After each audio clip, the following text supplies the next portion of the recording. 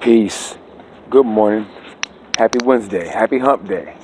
All my MGTOW brethren. What's going on? So, anyway, I'm trying a new thing. And what this is what I call my first person shooter mode. You know what I'm saying? Where it's the same thing that I'm doing, but I'm hands free.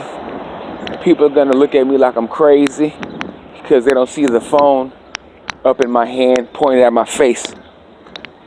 But it'll give you a better idea of the areas that I walk through. You know, I don't know if I'll do this all the time or sometimes, but if you dig it, let me know in the comment section. If you think it's corny, you know, let me know that too in the comment section, because, you know, even though this is something collectively, I do appreciate you all and your input. So go ahead and let me know if this is cool or corny, barrel or bust. But today, man, it's not really a long topic, but I just want to just tell everybody, don't take dating advice from women. You know, women know absolutely nothing about relationships and marriage and all this. All they know is how to make themselves come out on top. I've been in relationships with females, and, you know, females have done some trifling shit, and, you know, asking advice of other females, thinking that I would get a perspective, you know, or a greater understanding than my own.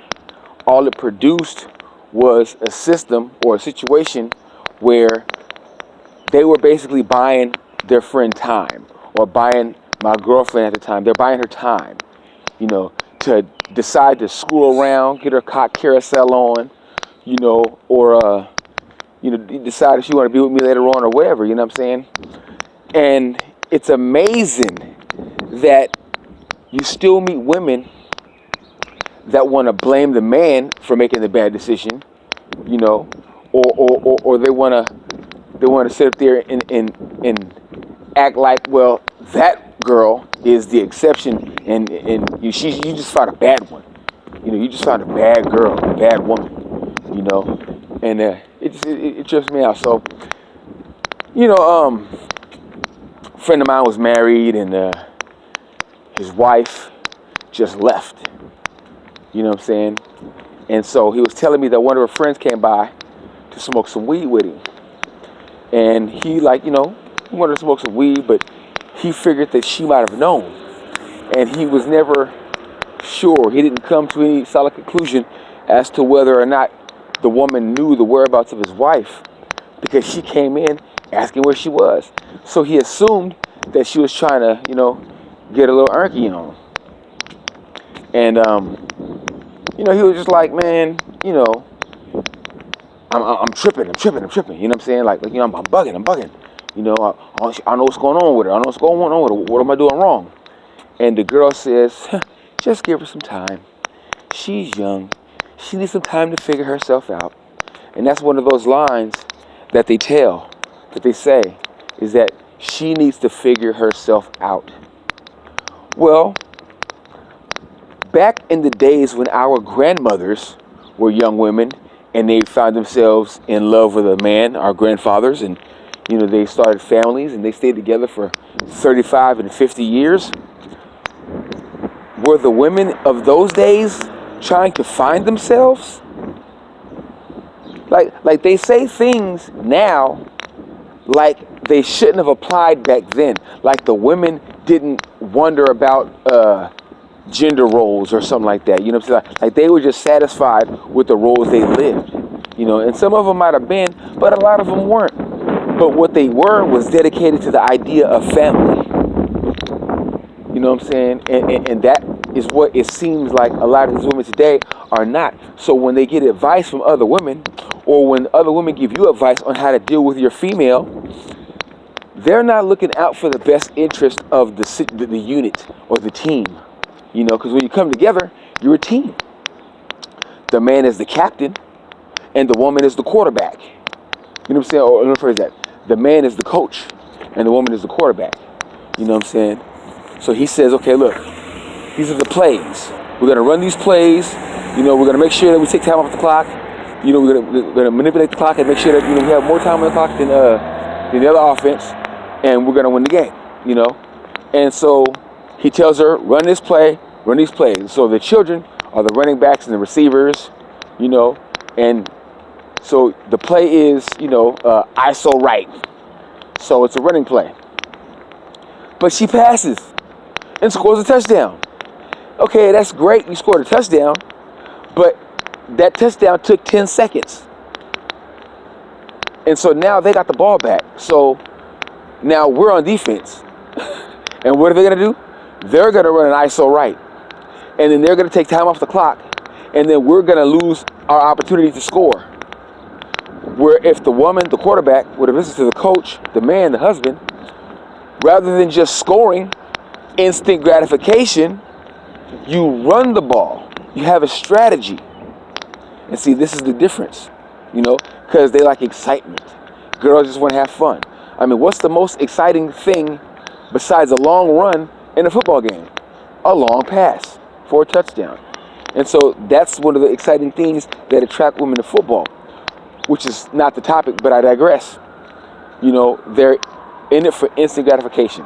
So they'll be with you, and then they'll find somebody else, maybe monkey branching or maybe not, maybe just trying to, you know, just ride the car carousel and get away with a few rounds. And then, you know, they sit up there and figure out what they're going to do, you know what I'm saying? Whether he's cute enough, whether he can provide for her, you know, and then she'll, you know, become disinterested in you and then stop, you know, spending time and make excuses on why she can't kick with you and where she's going. And, well, yeah, I'm going to go with my friend, and, you know. And that's another thing they do. When they have male friends, they say they're friends. But when they have female friends, the female friends have names. You know. But they got tricks and strategies, you know. But yeah, so that's what they do, man. And it's not cool. You know, it's not the business.